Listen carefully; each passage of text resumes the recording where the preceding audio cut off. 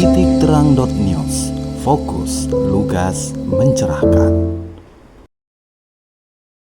Assalamualaikum warahmatullahi wabarakatuh. Selamat datang di podcast Titik Terang News Fokus Lugas Mencerahkan.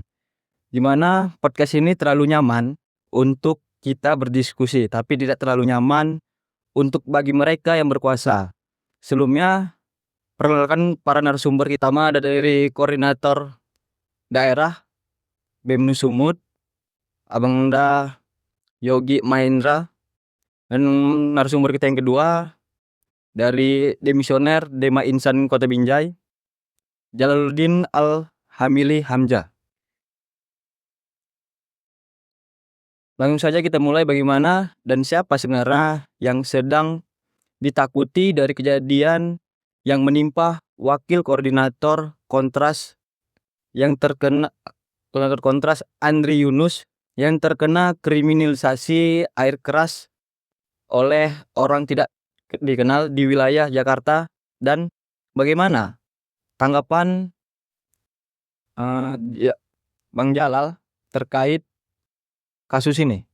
Oke, nah di sini kita tema tentang air keras itulah ya. Jadi pembungkaman demokrasi, penyiraman air keras sebagai ancaman kebebasan berekspresi.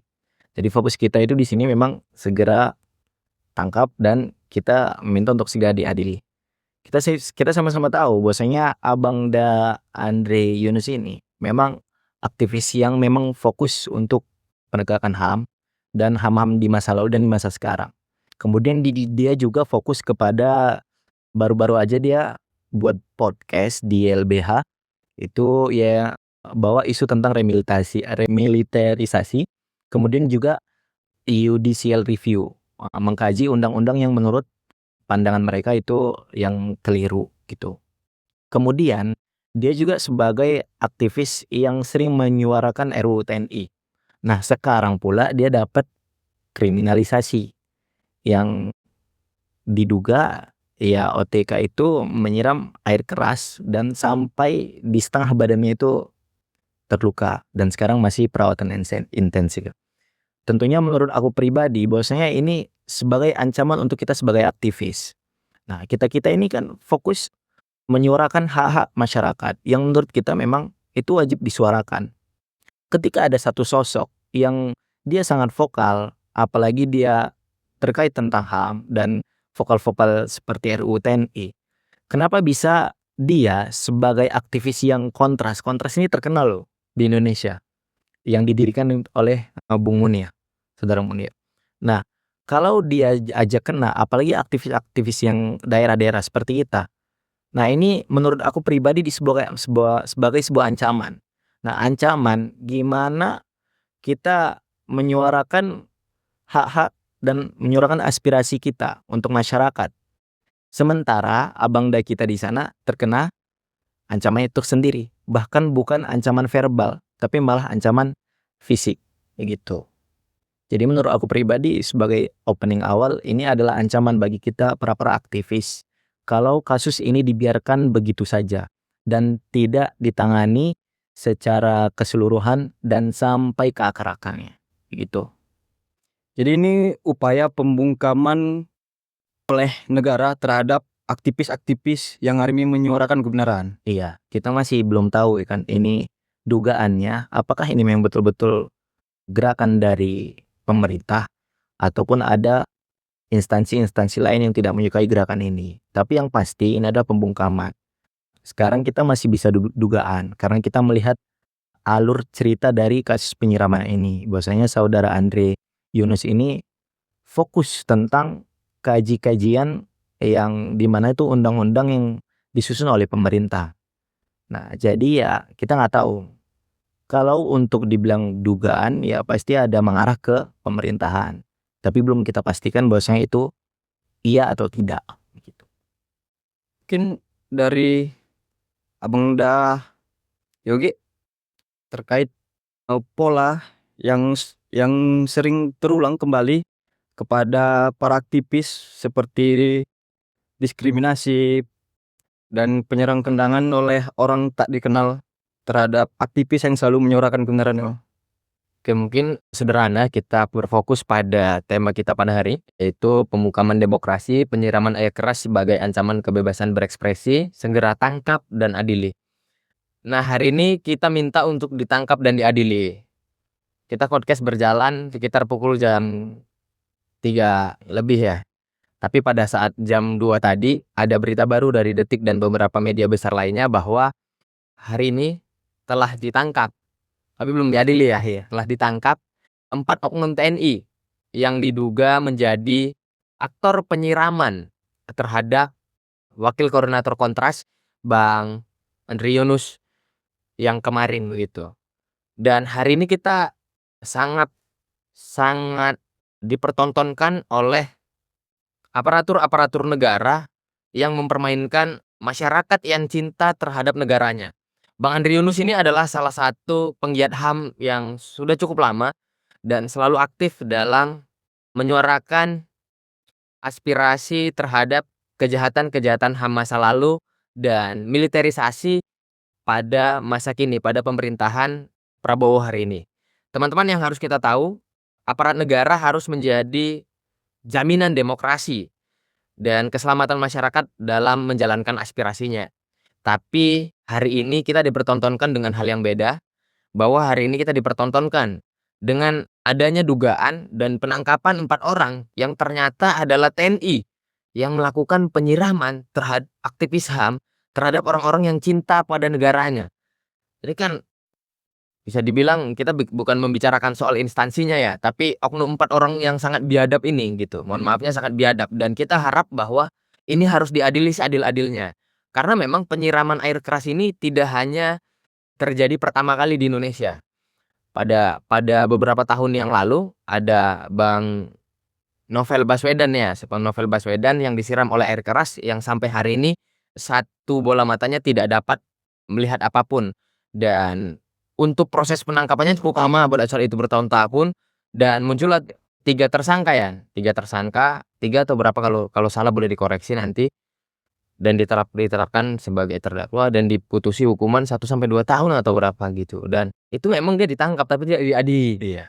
Gitu. Karena hari ini Novel Baswedan tidak bisa melihat dengan jelas kedua bola matanya. Dan kemarin kita lihat di konferensi persnya beberapa ya penggiat-penggiat HAM ya, Kontras juga di situ kan, LBH lain yang hari ini menjadi penggiat HAM, yang disampaikan oleh koordinator Kontras bahwa dengan adanya penyiraman yang dilakukan oleh orang tadi kenal kemarin ya, sekarang kita kan udah kenal tuh kan, sudah ada ininya, sudah ada inisialnya di Selans, bahwa penyiraman orang tak dikenal kemarin terhadap Andri Yunus adalah bukan suatu kemunduran demokrasi, tapi melainkan sudah menjadi jurangnya demokrasi, bahwa hari ini orang-orang yang menyuarakan seperti Andri Yunus dan senior aktivis HAM lainnya sudah dilakukan kriminalisasi oleh bahkan aparatur negara loh begitu.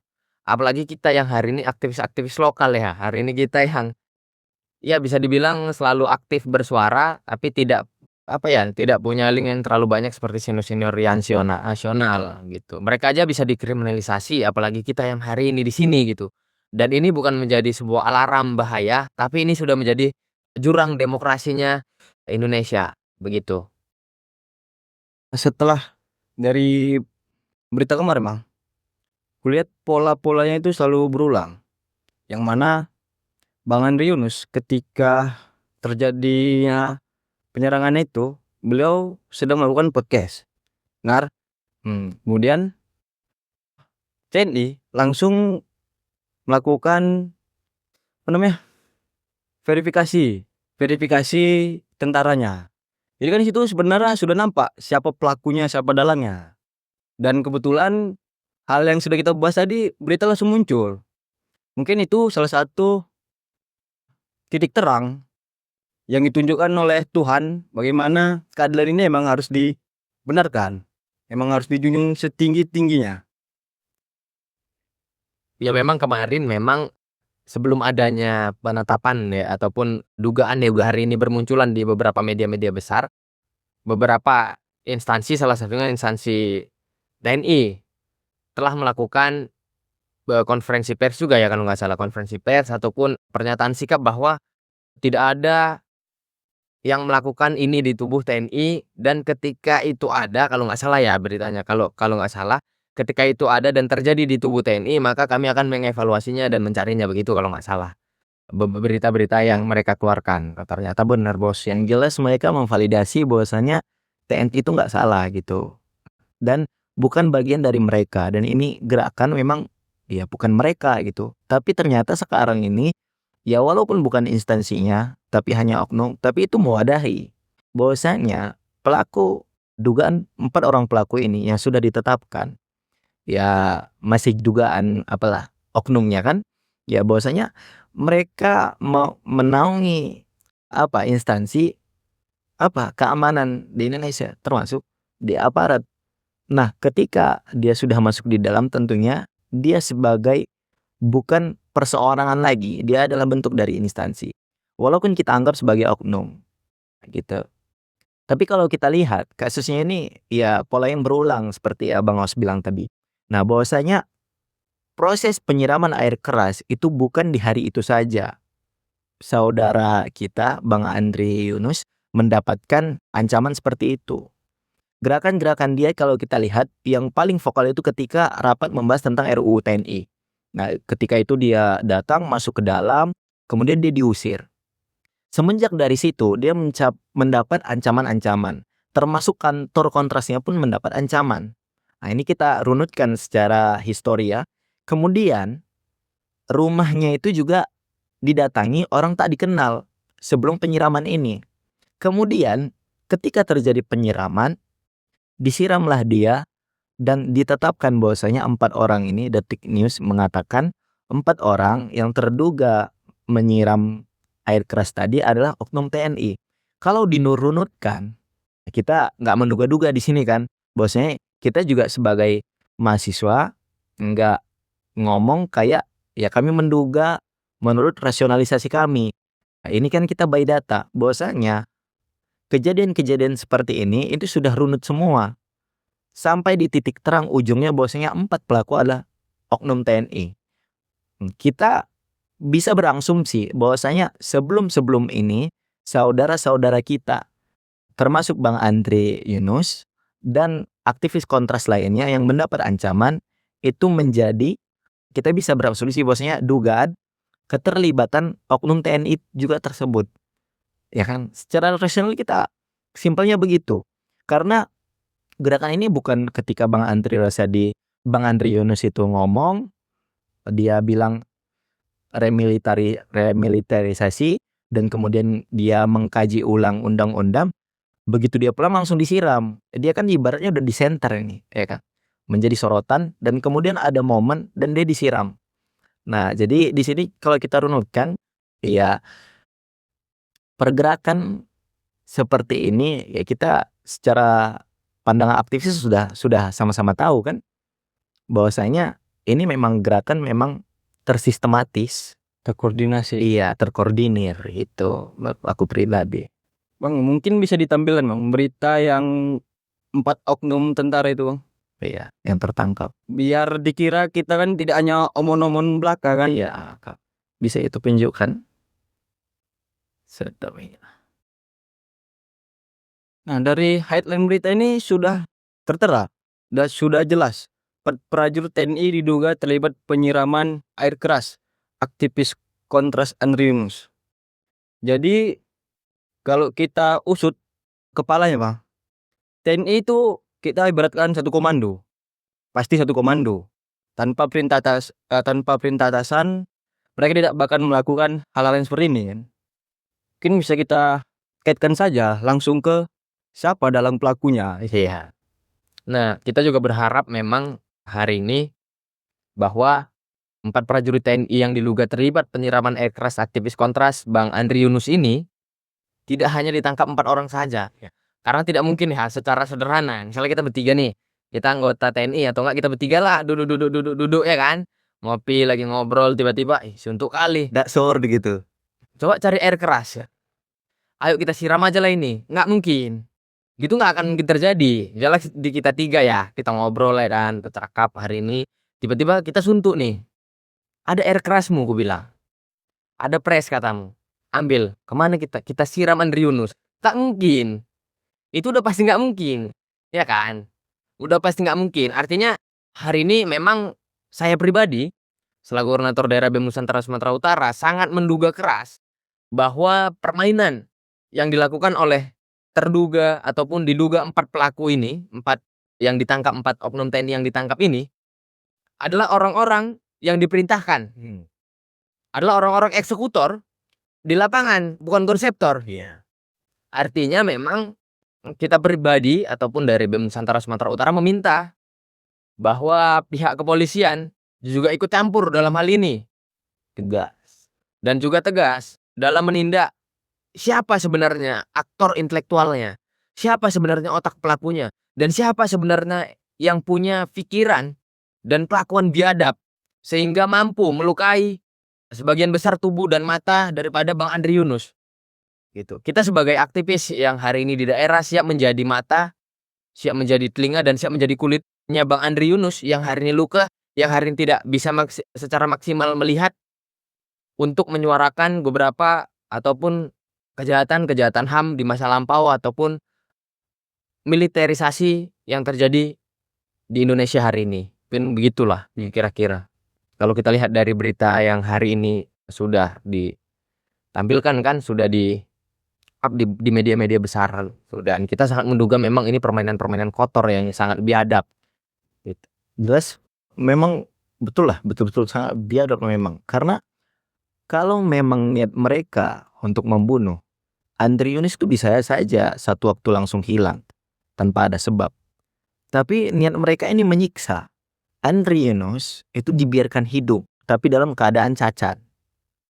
Itu kalau kita cari delik hukumnya, itu gawat itu. Ya kan? Karena dia targetnya itu kan bukan membunuh. Dia menyiksa seumur hidup. Jadi kalau kita lihat gerakan-gerakan yang gini, asli. Kalau pembunuhan, mati langsung hilang orangnya. Ya walaupun kita nggak bisa menormalisasikan itu dan kita mengutuk keras penculikan atau kehilangan saudara-saudara kita aktivis lainnya ketika aksi massal dan aksi-aksi sebelumnya. Tapi saudara Andri Yunus ini itu bukan diculik. Dia tidak diizinkan untuk hidup tenang di Indonesia. Gak diizinkan sama sekali. Mulai dari rumahnya didatangi orang tak dikenal, disenter, dan dimonitoring. Kemudian dia dibiarkan hidup dengan keadaan tersiksa. Untung saja yang luka itu setengah mukanya.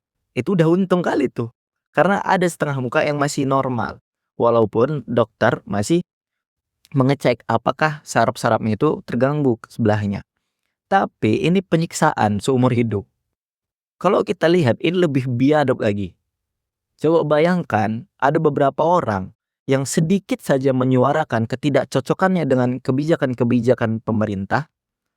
Ketika ada perlakuan-perlakuan seperti ini, itu bukan hilang lagi, tapi penyiksaan mental lagi. Keluarganya dirugikan, bukan cuman sekedar rugi, tapi penyiksaan seumur hidup. Nah, jadi asli memang ini betul-betul keji. Memang otaknya ibaratnya dia memang nggak punya kemanusiaan gitu. Tapi di zaman sekarang, kita kembali flashback ke zaman Soeharto.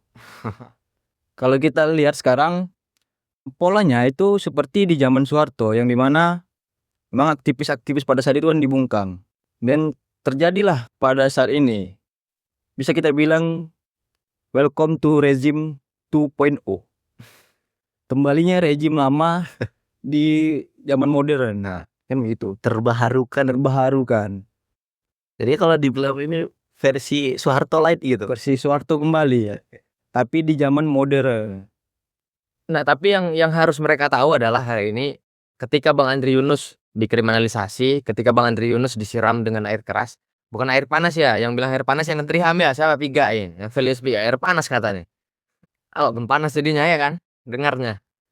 Bahwa hari ini yang harus mereka tahu, yang disiram itu air keras, tapi tidak tidak mengurangi minat teman-teman untuk terus-menerus mengawal, terus-menerus menyuarakan kejadian-kejadian HAM masa lalu gitu. Artinya yang harus mereka tahu adalah dengan penyiraman itu tidak menjadi ini loh, tidak menjadi ketakutan tersendiri loh sama kita loh. Dengan penyiraman itu tidak menjadi apa ya? Salah satu alarm yang buat kita takut, buat kita tidak mau menyuarakan lagi, tapi malah ini menjadi salah satu nafas kita, menjadi salah satu bensin kita, menjadi bahan bakar kita untuk terus menyuarakan bahwasanya memang hari ini pemangku-pemangku kebijakan ataupun orang-orang yang harusnya menjadi jaminan dalam kita menyuarakan yang dijamin oleh undang-undang malah menjadi salah satu aktor yang membatasi, salah satu aktor yang melarang, salah satu aktor yang membuat cacat teman-teman ataupun saudara-saudara ataupun abang-abang kita atau bahkan kita sendiri yang hari ini cinta terhadap bangsa dan negara lewat narasi-narasi yang kita keluarkan. Mereka harus tahu bahwa kita hari ini tidak takut, bahwa kita hari ini tidak berhenti menyuarakan walaupun sudah ada penyiraman yang dilakukan oleh terduga 4 oknum TNI terhadap Abangda Andri Yunus gitu. Dan satu lagi yang harus kita pertanyakan nantinya bahwa ini 4 yang ditetapkan ini, diduga 4 orang TNI ini bakal dilakukan peradilan sipil atau peradilan militer nih ya, begitu. Itu yang harus kita tahu. Ini bahkan diapain ini? Apakah memang seperti biasanya TNI lakukan untuk melakukan peradilannya di peradilan militernya atau mereka bisa bertingkah laku adil hari ini? Karena memang ini cukup viral Bang Andri Yunus terkait penyiraman ini dan harapan kita memang ini dilakukan penindakan yang seadil-adilnya lah. Kalau bahas soal tentang apa hukuman atau peradilan tadi. Nah, di sini dijelaskan kalau di Detik News, pihak militernya pengadilan militernya mengatakan pasal yang dikenakan kepada 4 terduga pelaku sementara kita menerapkan pasal 467 KUHP. Nomor 1 tahun 2023. Ayat 1 ayat 2, ancaman hukuman sudah tertuang 4 tahun dan 7 tahun. Mungkin 4 tahun ini kalau nggak meninggal, 7 tahun meninggal, ya kan? Tapi kenapa hanya 1 pasal aja? Sementara ini jelas pasal-pasal KUHP 351 kena, 353 kena, 354 sampai 355. Dan itu hukumannya bukan hanya sekedar 7 tahun, itu sampai 9 tahun. Ini udah kena pasal berlapis kalau kita kaji di KUHP.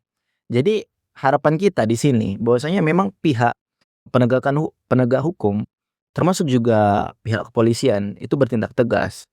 Mau ini mereka itu aparat, mau mereka siapapun itu, mau deckingnya siapalah itu, dan orang yang terlibat di belakangnya itu siapa, ya kita mendukung penuh bahwasanya penegak hukum termasuk kepolisian mengusut tuntas.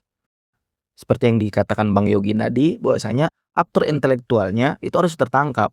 Karena gak mungkin menurut aku pribadi ini cuman sekedar mereka 4 orang suntuk yang bingung mau ngapain terus nyiram orang tiba-tiba. Gak mungkin. Nah, maka kita ya mendukung penuh.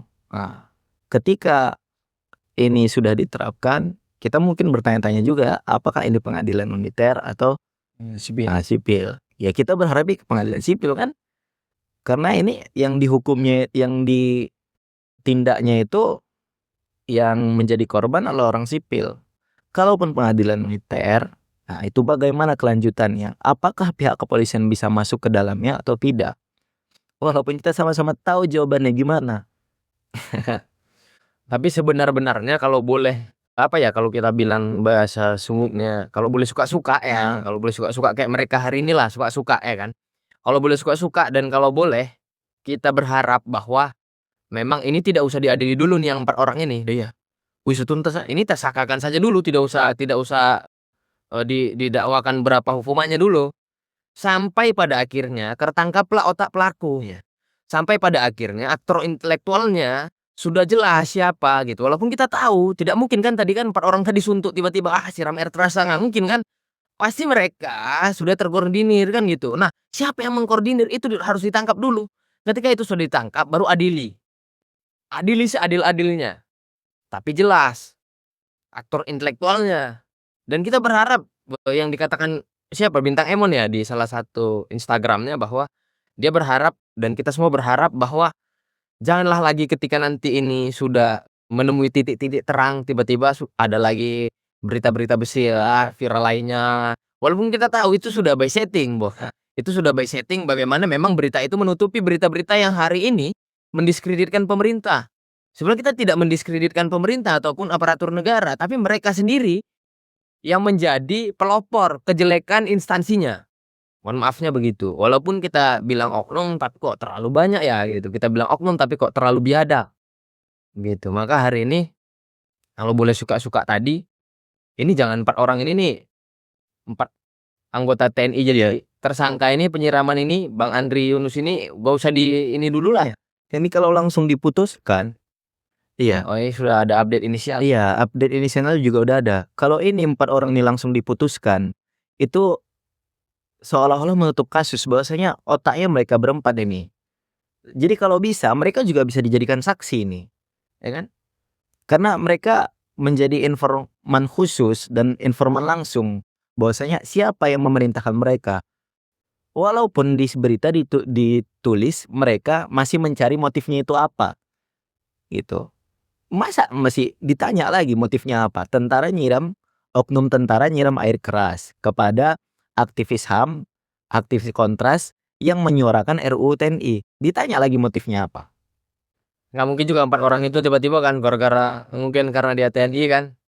Dia ini asing ngapain TNI aja nih gitu kan. 4 orang kok dia suntuk disiramnya gitu. Tapi mungkin terjadi tapi kecil lah kemungkinan. Kayaknya itu presentasinya terlalu kecil untuk itu karena ya kita tahu lah mungkin dia pun tidak mau sebenarnya nyiram mungkin ya kan kita bilang mungkin aja begitu cuman ya semoga akan terus ada titik terang dan semoga memang Bang Andri Yunus hari ini cepat pulih lah, cepat bisa beraktivitas lagi, tetap cepat bisa menyuarakan kejadian-kejadian masa lalu lagi dan tetap bersuara lah walaupun hari ini penglihatannya sudah disiram air keras, badannya sudah disiram air keras tapi mudah-mudahan semangat dan suaranya tetap terus mengeras nih.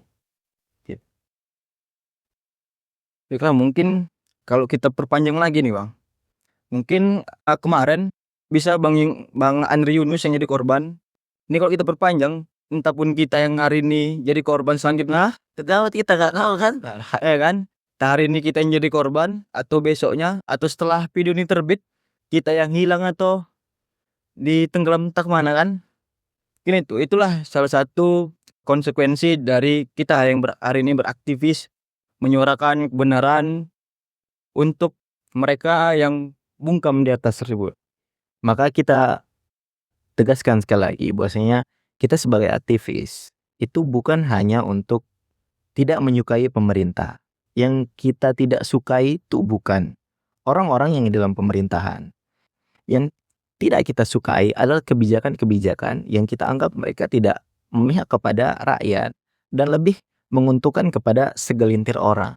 Maka niat kita di sini, gerakan-gerakan kita seperti ini, kita juga ingin menyuarakan aspirasi kita dan kita juga membuktikan bahwasanya Bang Andri Yunus itu nggak sendiri.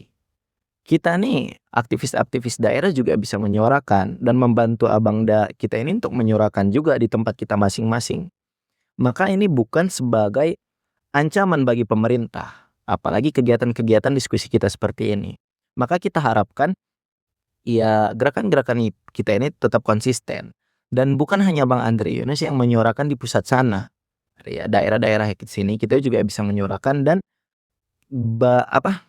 termasuk teguran keras untuk pemerintah-pemerintah dan instansi-instansi yang terkait bahwasanya ini bukan hanya kasus dari pusat saja yang di Jakarta saja, tapi ini kasus juga kita juga punya hak untuk menyuarakan dan kita juga menuntut bahwasanya instansi-instansi yang terkait dalam pemerintahan kita di daerah juga wajib evaluasi dan memberikan kebijakan-kebijakan yang memihak kepada masyarakat rakyat itu.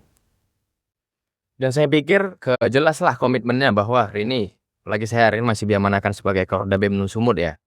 Jelaslah bahwa saya meminta memang ini segera diusut lah, bukan diusut siapa yang menyiram karena sudah tertangkap ya. Segera diusutlah aktor intelektualnya, dan ketika memang itu tidak terjadi maka BEM Nusantara Sumatera Utara siap.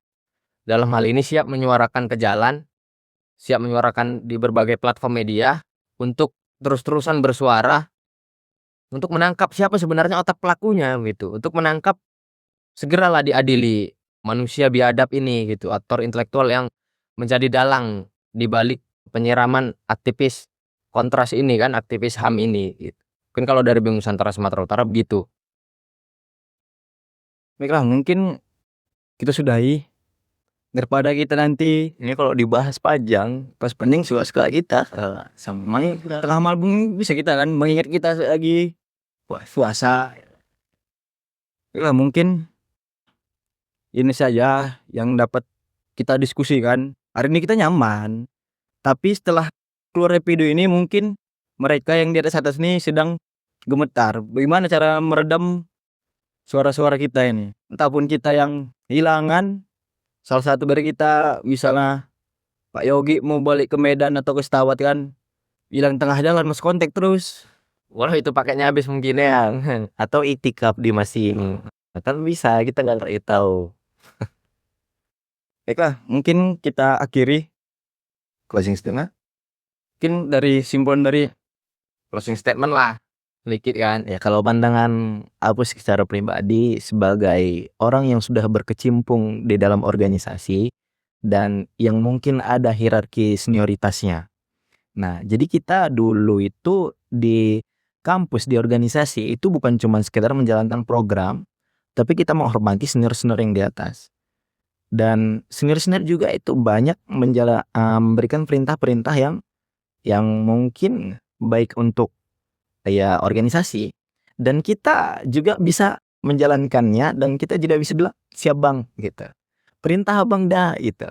Nah, begitu juga terjadi di dalam instansi, apalagi instansi yang sifatnya itu satu komando ataupun instansi-instansi lainnya. Ini nggak mengarah ke satu arah ya. Nah, kita analogikan aja. Jadi bahwasanya gerakan-gerakan seperti kami itu memang sudah terstruktur, termasuk aksi dan segala macam gerakan-gerakan aktivis lainnya. Dan tentunya secara pribadi untuk menyimpulkan kasus ini bahwasanya memang ini sudah gerakan terstruktur. Ini memang sudah jelas pembungkaman.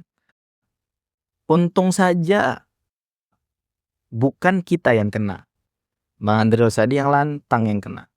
Tapi gimana nanti ketika ini dibiarkan, ini dinormalisasikan, ya kita nggak tahu apakah ada korban-korban selanjutnya. Maka sebagai closing statement-nya, pembungkaman itu nggak akan bisa benar-benar dibungkam di dalam kehidupan bermasyarakat.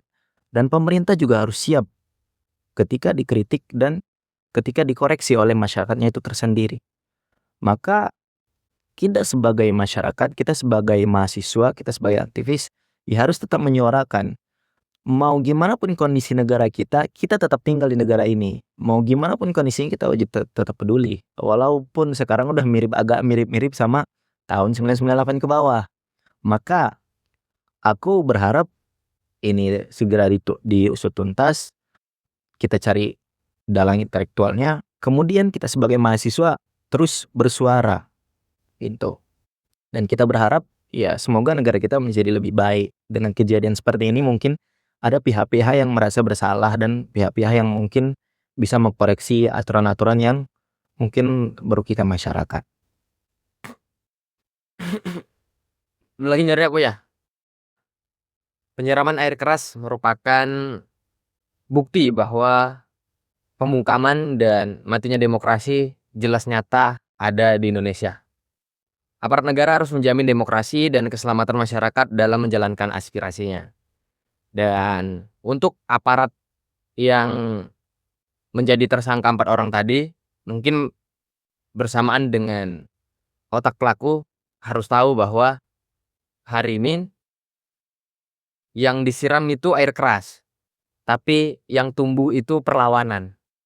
Begitulah kita para aktivis hari ini. Maka kesalahan terbesar mereka adalah mereka menganggap sebelah mata, mereka menganggap kita takut ketika ada salah satu contoh aktivis HAM, salah satu contoh senior Bang Andri Yunus disiram air keras, mereka berpikir bahwa kita yang ada di daerah, kita yang selalu aktif menyuarakan hak-hak masyarakat, kita yang selalu aktif membuka lembaran lama kejahatan HAM di masa lalu itu takut. Tapi mereka harus tahu bahwa hari ini ketika Bang Andri Yunus disiram, maka perlawanan itu tidak hanya di Jakarta. Maka perlawanan itu tidak hanya pada platform-platform besar, pada organisasi-organisasi besar, tapi kita yang ada di daerah-daerah, kita yang ada menggunakan sosial media dengan platform yang mungkin belum terlalu besar, kita menggunakan organisasi yang mungkin tidak terlalu terkenal seperti mereka, tapi kita ikut bersuara karena adanya tindakan kriminalisasi oleh pihak-pihak yang terlalu biadab untuk disebutkan. Mungkin itu aja, mungkin sekali lagi yang disiram air keras, jamalak, maka yang tumbuh adalah perlawanan. Hidup mahasiswa, hidup mahasiswa. Mungkin dari kasus Andri Yunus ini adalah ujian bagi para aktivis-aktivis mahasiswa yang harus membenarkan kejadian tersebut. Ini bukan sekedar ujian kita belaka, tapi ini adalah perlawanan aksi nyata dari kita yang daerah yang mendukung penuh cita-cita aktivis HAM kontras untuk membela Abangda Andri Yunus agar kasus ini tetap terungkap dan dalang atas pelakunya ini harus ditangkap, begitu juga dengan 4 orang TNI tersebut. Mungkin itu saja dari podcast Titik Terang News yang fokus, lugas dan mencerahkan. Saya Najwa Riendi selaku host pada podcast hari ini. Salam cinta, salam juang. Atas nama cinta kita berjuang. Pengingat bahwa diam juga bentuk dari pengkhianatan. Billahi fisabilil haq, fastabiqul khairat. Assalamualaikum warahmatullahi wabarakatuh. Waalaikumsalam. Hidup mahasiswa. Hidup mahasiswa.